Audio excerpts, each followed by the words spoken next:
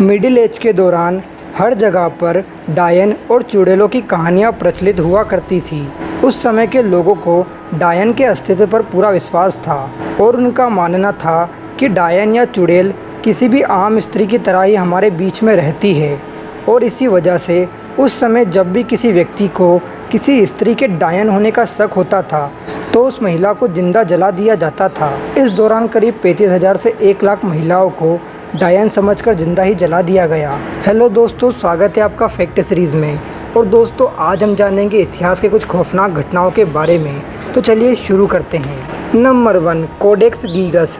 ये वो रहस्यमय किताब है जिसे डेविल्स बाइबल भी कहा जाता है, जिसका मतलब होता है शैतान की किताब। ऐसा माना जाता है कि ये किताब खुद शैतान ने लिखी थी।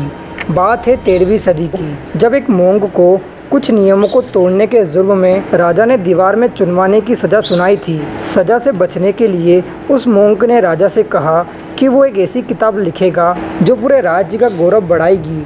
लेकिन राजा ने उस मोंग से कहा कि उसे ये किताब एक ही दिन में लिखनी होगी।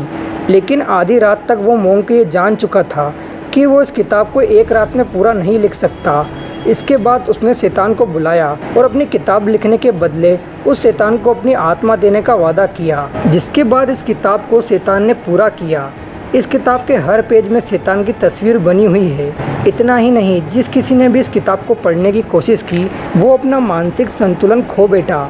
इसमें कुल 310 पन्ने हैं जो गधे के चमड़े के हैं और इसका वजन तकरीबन 85 किलो है। इस पूरी किताब की हैंडराइटिंग भी सेम है, मगर ये बात आज भी अपने आप में एक रहस्य है कि इस किताब को एक दिन में कैसे लिखा गया होगा। इस किताब को अगर आप देखना चाहते हो तो ये किताब नेशनल लाइब्रेरी ऑफ स्वीडन में आज भी मौजूद है। नंबर 2, 19वीं सदी की शुरुआत तक कई लोगों को कन्फ्यूज़न की वजह से मरा हुआ समझकर जिंदा ही दफना दिया जाता था, जिनमें से सिकंदर महान भी उन लोगों में से एक था जिसके साथ ऐसा ही हुआ था।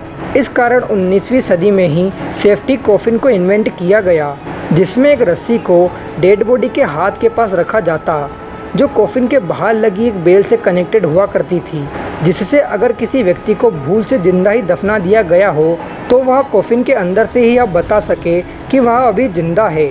नंबर 3, ये बात है 500 BC की, जब सीसेम्स नाम के एक जज ने रिश्वत लेकर एक अनफेयर डिसीजन लिया।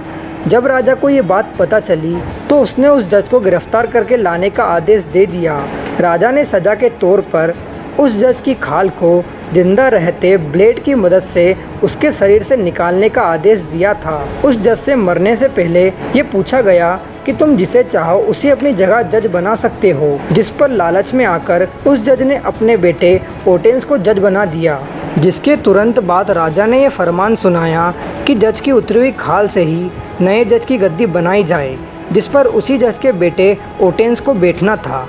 राजा के ऐसा करने के पीछे एक मकसद छुपा हुआ था। वो यह चाहता था कि जज का बेटा जब अपने ही पिता की खाल पर बैठेगा तो उसे हर वक्त यह एहसास होगा कि रिश्वतखोरी की सज़ा क्या होती है और ये डर उसे ईमानदार बने रहने के लिए हमेशा मजबूर करता रहेगा। नंबर 4, इतिहास में समुराई योद्धा काफ़ी लोकप्रिय हुआ करते थे और ये समुराई योद्धा अगर कोई लड़ाई हार जाते तो उन्हें कैद या कोई सज़ा नहीं दी जाती थी, बल्कि उन्हें सम्मानजनक रूप से मरने का मौका दिया जाता था। ऐसी हालात में सेपकुन नाम की एक रस्म के तहत उन्हें अपने हाथों से अपनी आंतों को चीरकर शरीर से अलग कर देना होता था, ताकि वो सम्मान के साथ मौत को गले लगा सके।